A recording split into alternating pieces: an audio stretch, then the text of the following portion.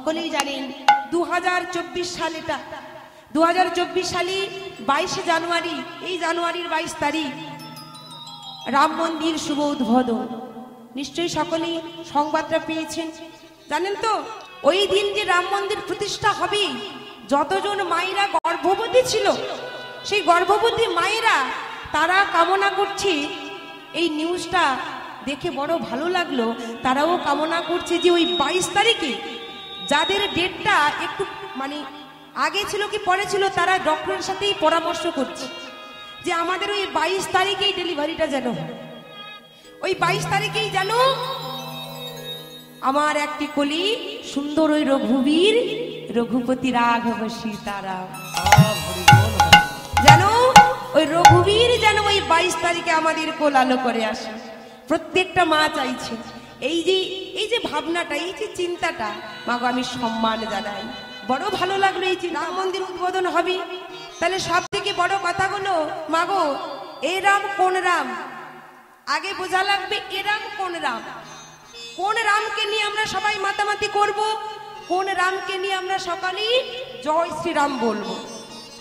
এ রাম সেই রাম, এ রাম কিন্তু কোনো কিছু মাগো নীতিগত বেনীতিগত আইন এসব নিয়ে কিন্তু এই রামের কোনো আবির্ভাব নয়।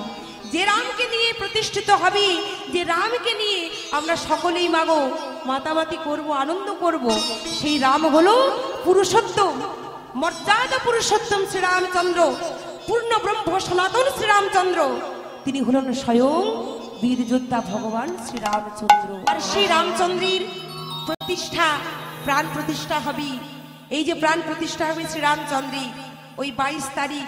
অনেকে আবার বলছে কেন হচ্ছে, ওখানে কিসের দরকার ছিল? কোনো দরকার ছিল কি? কি জন্য হচ্ছে মাগো?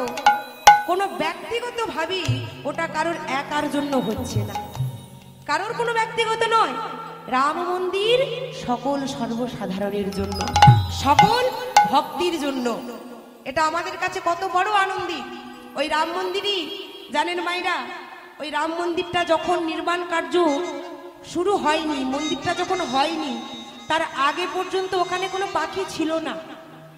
খবরের কাগজে দেখলাম আমার হাজবেন্ড, তিনি হলেন এই ভগবানপুর থানার একজন বেঙ্গল পুলিশ। তা আমার হাজবেন্ড প্রত্যেকদিন খবরের কাগজ দেখে এবং বাড়িতেও অল টাইম কিন্তু আমাদের নিউজ চলে। তো সেখানে দেখলাম যে মন্দিরটি নির্মাণ হওয়ার আগে পর্যন্ত ওখানে সেরকম ভাবে কোনো পাখি আসেনি, কিন্তু মন্দিরটা যেই নির্মাণ কার্যটা সমাপন হয়েছে, মন্দিরটা হওয়ার পরেই ওখানে হাজার হাজার পাখি এসে ভিড় করেছে। ভালুক ছিল না, ভালুকরাও দলে দলে এসেছে ওখানে। আর এখানে পণ্ডিত জনেরা যারা বিচার করে বললেন, যারা জ্ঞানী জনেরা তারা বিচার করে বললেন যে এখানে যেহেতু রামচন্দ্র স্বয়ং আসছে, পুনরায় প্রাণ স্থাপিত হচ্ছে রামচন্দ্রের, সেই হেতু এখানে আবার বাবু জটায়ুর বংশধরেরা সবাই ফিরে আসছে। ওই যে রাম মন্দির হবে মাগো, জানেন 108 ফুট, মনে রাখবেন 108 ফুট একটি ধূপকাঠি বানানো হয়েছে। 300 কেজি গোবর দিয়ে আরো বিভিন্ন নানা রকম সুগন্ধি দ্রব্য তাতে মেশানো হয়েছে। আর জ্বলবে কতদিন? 45 দিন ধরে জ্বলবে। ভাবুন, একটা রাম মন্দিরই উদ্বোধন হবে রামচন্দ্রের, সেই মন্দিরের জন্য এত বড় একটি ধূপকাঠি বানানো হয়েছে। আর মন্দিরটি নির্মাণও করেছে কত সুন্দর করে রামচন্দ্রের সুন্দর বদনখানা রাম সীতা। জানেন মায়েরা, সব থেকে বড় কথা, রামায়ণে আমরা প্রধান চরিত্রে কার চরিত্র পাই? হনুমানই। হনুমানের তো এদিকে হনুমান আসে, হনুমান আসে কতগুলো করে আসে। রাম মন্দির নির্মাণ হচ্ছে, আর সেই যে রাম মন্দিরটি নির্মাণ হচ্ছে সেখানে হনুমানকে সবাই জানেন তো। আর এই হনুমান একটি প্রধান চরিত্রে আছে রামায়ণে। হনুমানের মতো বড় ভক্ত আর কেউ হতে পারে না। ভগবান বললেন আমার হতে নাম বড়, আর নাম হতে আমার ভক্ত বড়। আর এখানে হনুমানকে সৃষ্ট করেছে কেন জানি? ছোট্ট করে বলে যাই মাগো, ওই যে রাম মন্দির নির্মাণের সময় থেকে যে হনুমানগুলো ছিল, খবরের কাগজে দেখলাম আরো দ্বিগুণ হনুমান এসেছে সেখানে। বলছে প্রভু রামচন্দ্র আসছে বলি বানর সেনা সবাই সেখানে উপস্থিত হয়েছে দলে দলে। এদিকে হনুমান আসে, কম না বেশি? প্রচুর। সত্যি কথা বলতে আমাদের ওখানেও প্রচুর আসে। রামায়ণ কারা কারা পড়েছেন একটু হাত তুলে দেখান তো। কয়েকজন বাবা আবার দাঁড়িয়েছে, হাত তুললো। আচ্ছা মায়েরা একজন তুলেছি, দুজন। আচ্ছা আর কতজন দেখি কারা রামায়ণ পড়েছেন? এক হাত কেন, আরেকটি কোথায়? হরিবাসরে হাত তুলতে গেলেই এক হাত তোলা লাগে না, দুটি হাত তুলতে হয়, তাহলেই আত্মসমর্পণ হয়ে যায়। দ্রৌপদী এক হাত তুলেছিল, কৃপা পেয়েছিল? পায়নি। যখন দুটি বাহু তুলে আত্মসমর্পণ করেছিল তখন কিন্তু কৃপা পেয়েছিল, হাজার হাজার বছর ভগবান জগিয়েছিল। রামায়ণ এখন ঘরে ঘরে উঠে গেছে, রামায়ণ আর কেউ জানে না। মায়েরা জানবে কি করে গো মা? জানেন এই যে রামায়ণ আজকে এত সুন্দর ভাবি, ওখানে পাখিরা এসছে, বলছে যে জটায়ুর বংশধরেরা এসছে। রামচন্দ্র একদিন মা সীতাকে দর্শন করছে, মন দিয়ে জায়গাটা শুনবেন। একদিন রামচন্দ্র মা সীতাকে দর্শন করছি, যে মা সীতা সুন্দর করে সিঁথিতে সিঁদুর পরিধান করছে। আর যেই না সিঁদুর পরছি, হনুমানও বলছে হ্যাঁ গো ও মা, তুমি এমন ভাবে ওই লাল রঙের ওটা কি পরছো? বলছে বাবা রাম, বাবা হনুমান, এটা আমি কেন পরছি? এটা হচ্ছে একটা লাল রঙের, এটাকে সিঁদুর বলা হয়। বলে আচ্ছা মা ওটা পরছো কেন? ওটা কেন তুমি পড়ছো? বলছে কেন পড়ছিস জানিস বাবা? তার কারণ তোর প্রভু রামচন্দ্র মঙ্গলের জন্য, রামচন্দ্রের মঙ্গলের জন্য। ও মায়েরা সবাই শুনছেন তো কি বলছি? বিষয়ে আমরা যাব, আর একটুক্ষণ পরে আমরা গৌরচন্দ্রিকা ছোট্ট করে সমাপন করে দিয়ে বিষয়ে যাব। আজকে হনুমান বলছি যে মাগো, প্রভু রামচন্দ্রের মঙ্গলের জন্য, ভালোর জন্য তুমি এইটুকুনি সিঁদুর পরছো। কিছু না বলে হনুমান কি করছে বাবা, ঘরের মধ্যে গিয়ে কি করেছে জানেন? সারা গায়ে একেবারে মাথা থেকে পা পর্যন্ত চারিদিকে একেবারে লাল করে সারা অঙ্গে সিঁদুর মেখে এসেছে। আচ্ছা এভাবে যদি কেউ সিঁদুর মেখে আসে, তাকে সম্মুখে দর্শন করলে কি হবে? দেখতে ভালো লাগবে না ভয় করবে? ভয় পেয়ে সবাই, বাচ্চারা তো ছুটে পালিয়ে যাবে। আর এই দর্শন করে সঙ্গে সঙ্গে রামচন্দ্র বলছে এই যে এই বাবা হনুমান, আরে তুমি এটা কি করেছো? সারা অঙ্গে এমন ভাবে সিঁদুর মেখেছো কেন? সঙ্গে সঙ্গে হনুমান বলছে প্রভু কেন মেখেছি জানো? এইটুকুনি সিঁদুর মা সীতা পড়েছে, যদি এইটুকুনি সিঁদুর পড়লে তোমার এতটা কল্যাণ হয়, ভালো হয়, তোমার যদি মঙ্গল হয়, আর আমি যদি সারা অঙ্গে সিঁদুর মেখে থাকি, তাহলে তো তোমার আরো বেশি মঙ্গল হয়ে যাবে। কতটা অবুঝ, কতটা অবোধ, কতটা সরলতা, তার মধ্যে কতটা সরলতা আছে বলে মাগো দেখুন সে এমন ভাবে কথা বলছে। মা সীতা সঙ্গে সঙ্গে খুশি হয়ে ছুটে এসে হনুমানকে কি করেছে জানো? গলার মধ্যে মুক্তোর মালা পরেছিল, সেটা খুলে হনুমানকে পরিয়ে দিয়েছে। আর যেই না পরিয়ে দিয়েছে, হনুমান ভালো করে মালাটি বারে বারে দেখছে। আরে এটা কি পরিয়েছ? বারে বারে দেখছে, দেখছে জি মুক্তোর মালা একেবারে ঝকমক করছে। আর দেখতে দেখতে দেখতে দেখতে হঠাৎ করে সেই মালাটি নিয়ে ছিঁড়ে মাটিতে ফেলে দিয়েছে। আর চারিদিকে মুক্তগুলো ছড়িয়ে ছিটিয়ে পড়ে গেছে। আর যেই না পড়ে গেছে, সঙ্গে সঙ্গে লক্ষণ মা সীতাকে বলছে হ্যাঁ গো, বলছে মা তোমার কি মাথায় কোনো বুদ্ধি নাই? তুমি জানো না বানরের গলায় মুক্তোর মালা কখনো শোভা পায় না?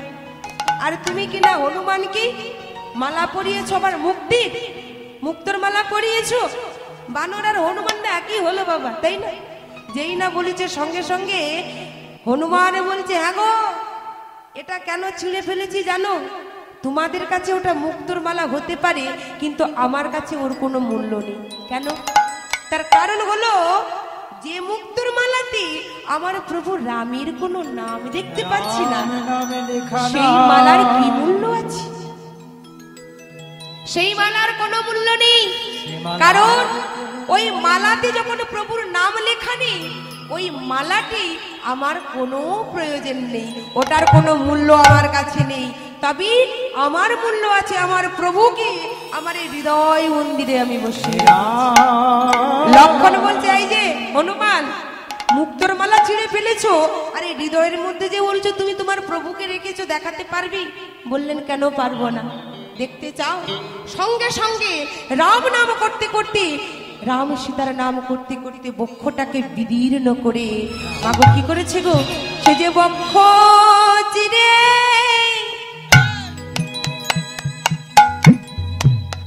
সে যে দেখাইল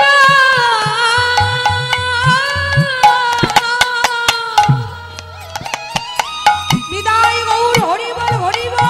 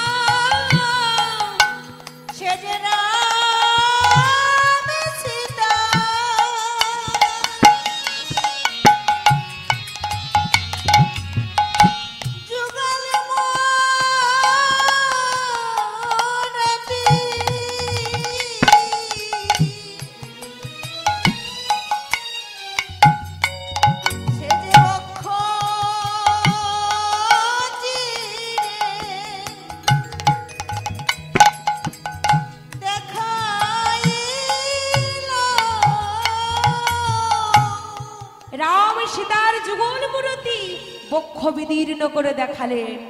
বাবা সকলেই নিশ্চয়ই জানেন হনুমান বক্ষ চিরি রাম সীতাকে দেখিয়েছিল, এত বড় ভক্ত আর কি আছে? তাই সেই হনুমানেরা তারা দলে দলে যে রাম মন্দির নির্মাণ হয়েছে, সবাই মিলে মাগো তারা আরো দ্বিগুণ হয়ে উপস্থিত হয়েছে। তাই ওই দিনটিকে সবাই সম্মান জানিয়ে ওই দিনটি ঠিক দুপুর 12টার সময় সকলে মাগো, সেখানে তো আর সবাই মিলে পৌঁছতে পারবে না, লক্ষ লক্ষ মানুষের ভিড় ওই দিন। তবে আপনারা নিজে নিজের বাড়িতে সবাই মিলে ওই দিন যদি রাম সীতার কোনো বাড়িতে চিত্রপট থাকে বা মূর্তি থাকে, সবাই ধূপ দীপ সহকারে সবাই আরতি করবেন ওই দিন। কেন আজকের দিনে বাচ্চাদের নাম বাবা কেমন রাখে বলুন তো?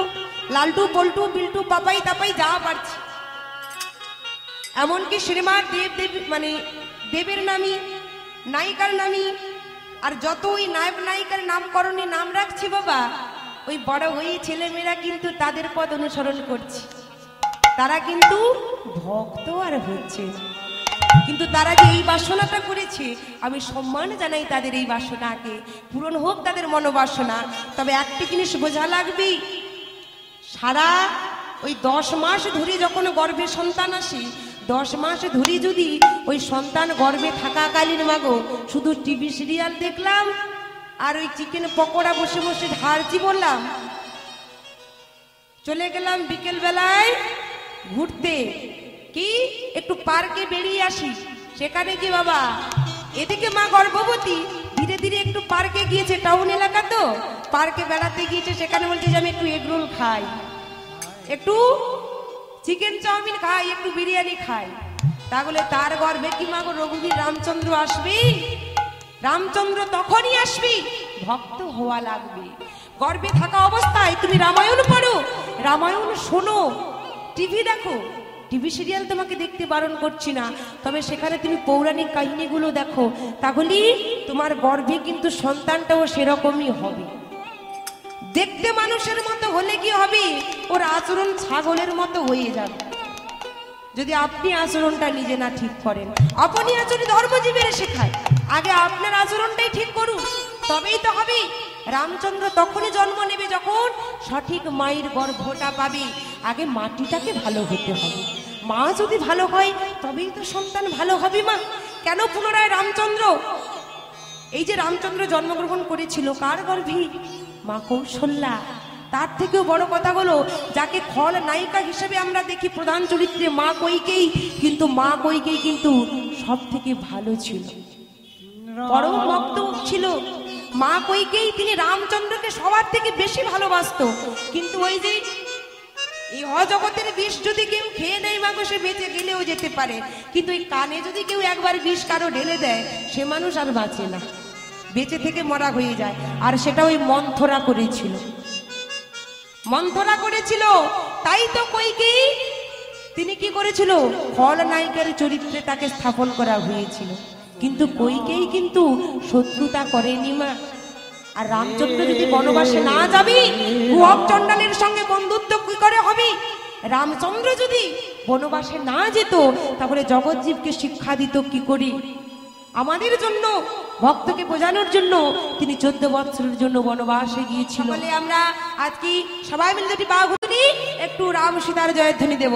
সবাই মিলে নিতাই গৌর হরিবল হরিবল হরিবল। তাওনি তম্বুরা তারে মন, তাওনি তম্বুরা তারে মন,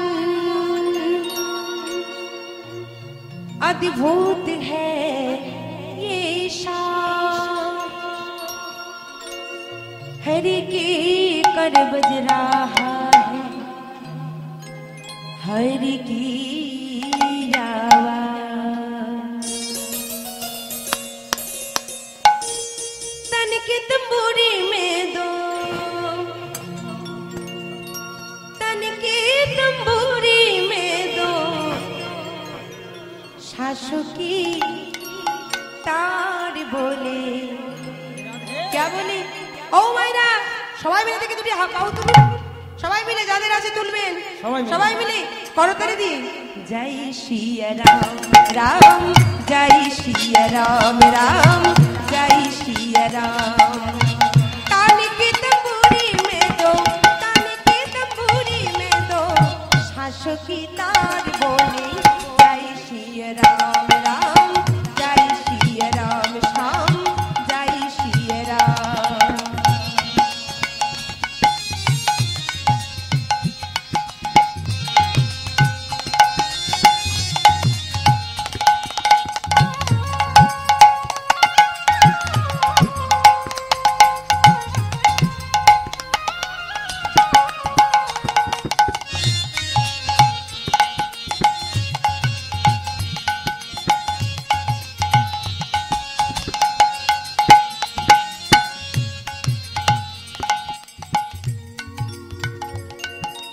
अभी तो इस मन की मंदिर में, अभी तो इस मन की मंदिर में प्रभु का हुआ बेशिरा, प्रभु का हुआ बेशिरा।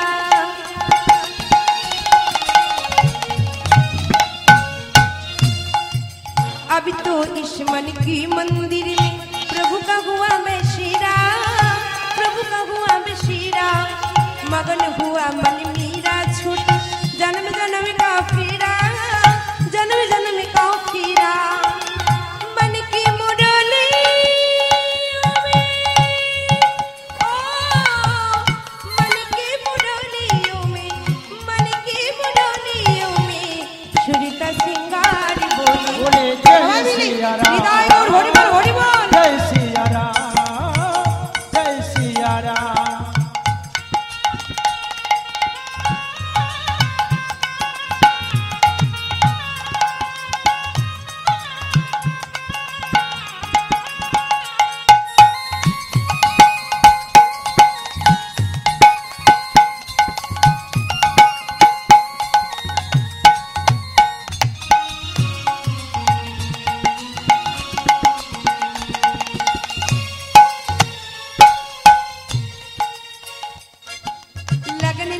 লীলাধারী সে लगने लगी लीलाधारी से जागी रे जगमग ज्योति जागी रे जगमग ज्योति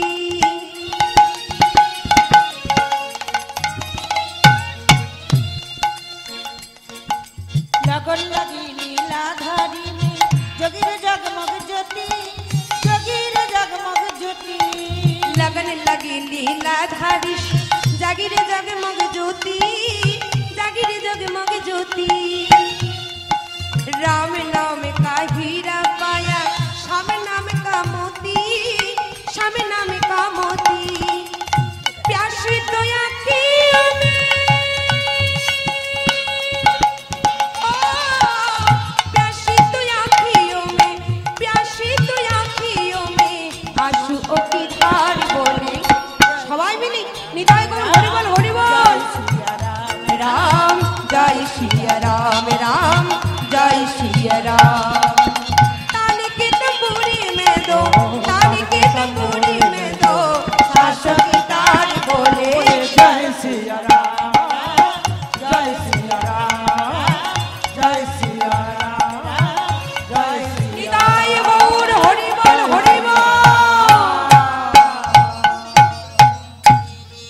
তাই মাগো আজকে সকলেই আমরা চৈতন্য মহাপ্রভু তিনি সারা বাংলায় হরিনামের প্লাবন বইয়ে দিলেন তাই সেই হরিনামকে পাথেয় করে গুরুচরণ আশ্রয় করি সকলে আমরা আজকে বিষয় আস্বাদন করব লীলা আস্বাদন করব তবে মাগো পালা হচ্ছে দুটি একটি হলো আসার পালা আর একটি হলো যাওয়ার পালা সকলে আমরা সবাই কিন্তু চলে এসেছি তো সবাই চলে এসেছি বাকি আছে কি যেতে বাকি আছে তাহলে যাওয়াটা বাকি আছে তা কোথায় এসেছি আর কোথায় যাওয়া বাকি আছে বলুন তো